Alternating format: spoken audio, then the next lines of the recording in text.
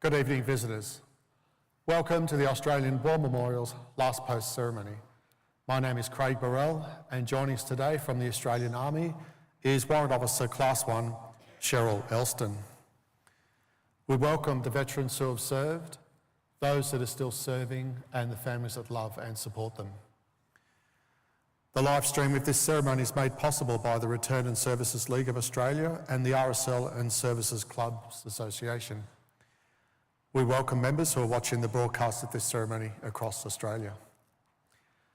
During this evening's ceremony, wreaths will be laid at the base of the Pool of Reflection by visitors to the memorial and students on behalf of Central Coast Sports College from Carryong, New South Wales. If you're able, please stand and join in singing the National Anthem.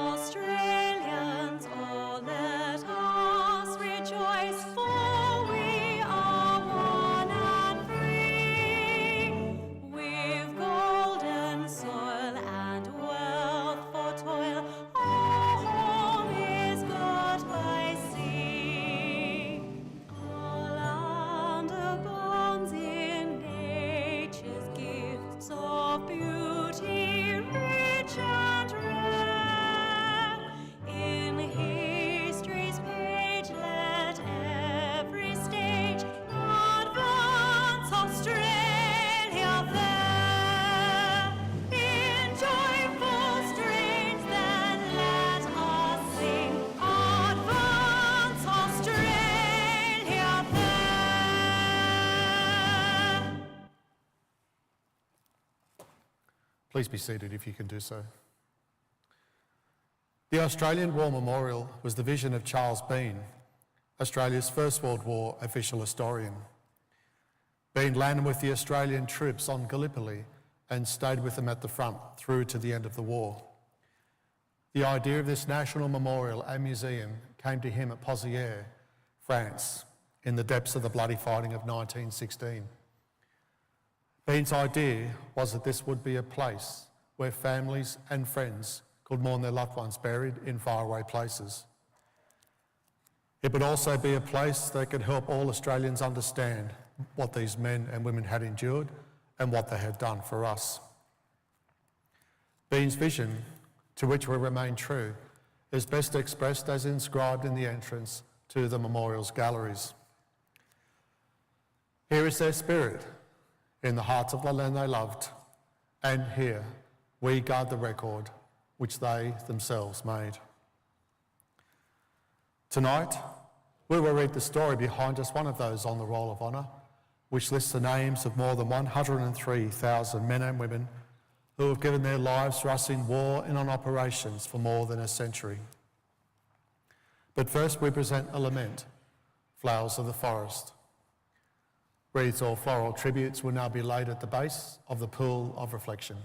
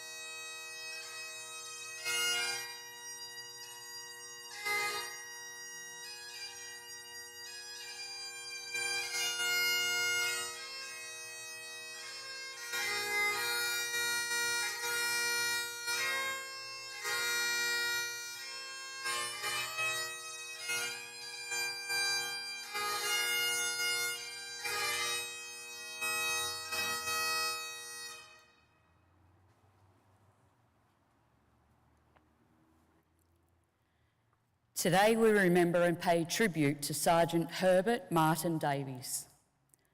Herbert Davies was born on the 21st of August 1891 in Heidelberg, Victoria, the son of Charles and Lucy Davies. He received his education at Melbourne Scotch College and was remembered for being an excellent golfer, winning several competitions in the region. He was working as a farmer at the outbreak of war in 1914. Herbert Davies enlisted in the Australian Imperial Force on the 11th of March 1915 and was allocated to the 13th Light Horse Regiment. Davies was 23 years old when he embarked from Melbourne on board the troop ship Persek at the end of May 1915. Arriving on the Gallipoli Peninsula in September, he was taken ill with influenza and evacuated to Egypt, where he spent several months recovering. While in hospital, Davies' brother Alan enlisted in the AIF, hoping to join his brother on the front. By December, Davies' condition had worsened. He was diagnosed with inflamed kidneys, which extended his stay in hospital until January 1916. 9 days after his release, he was again admitted to hospital with gastroenteritis and spent the remainder of the month recovering. In April, Davies was transferred to the 57th Battalion as a sergeant. He arrived in France in June 1916, and with little time for introductions to war on the Western Front, as plans were underway for an attack at the French village of Fromelles. The battle was planned for the 19th of July, with troops tasked with attacking the German front line surrounding the treacherous Sugarloaf salient. The heavily manned salient extended into no man's land, offering the enemy an advantageous position from which to fire at advancing troops from multiple directions. The Allies planned to bombard the enemy lines for days before the attack, attempting to quash any resistance to their advance. During preparations for the battle, Herbert Davies was severely wounded by enemy fire which fractured his skull, causing lacerations to his brain.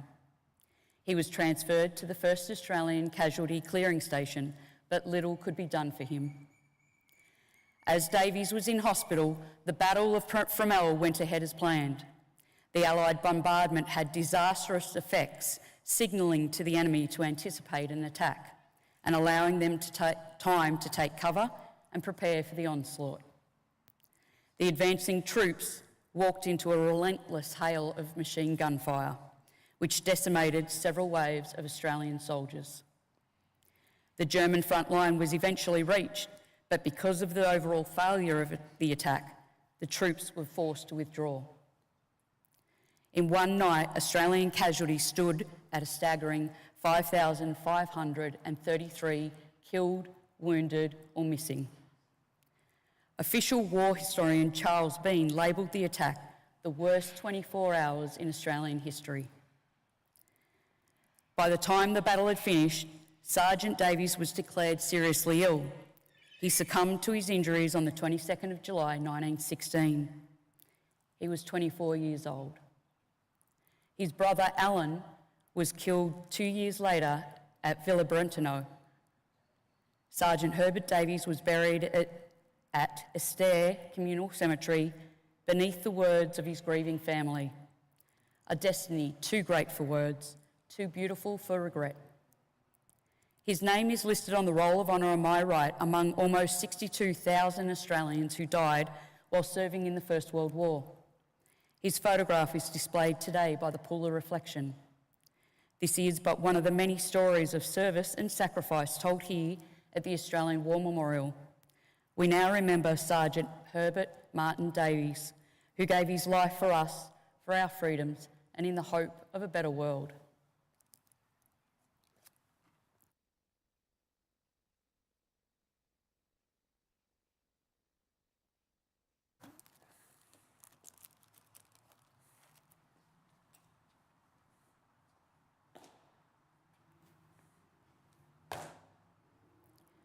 They shall grow not old, as we that are left grow old.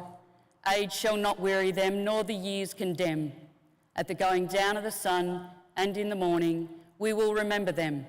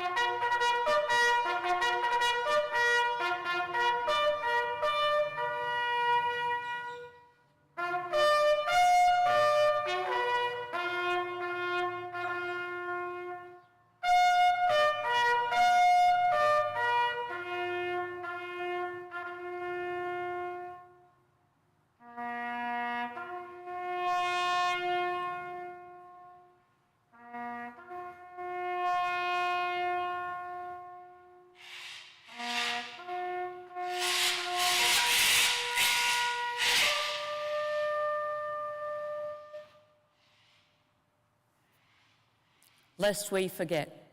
Lest we forget.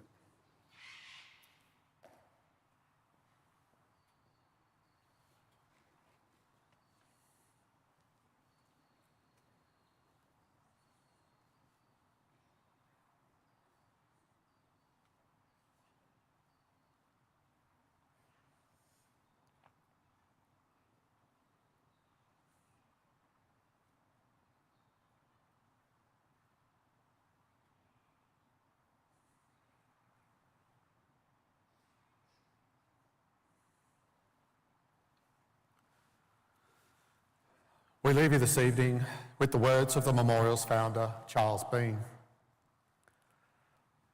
Many a man lying out there at Pozier or in the low scrub at Gallipoli, with his poor, tired senses barely working through the fever of his brain, has thought in his last moments, well, it's over. But in Australia, they will be proud of this. Ladies and gentlemen, girls and boys, that concludes the last post ceremony.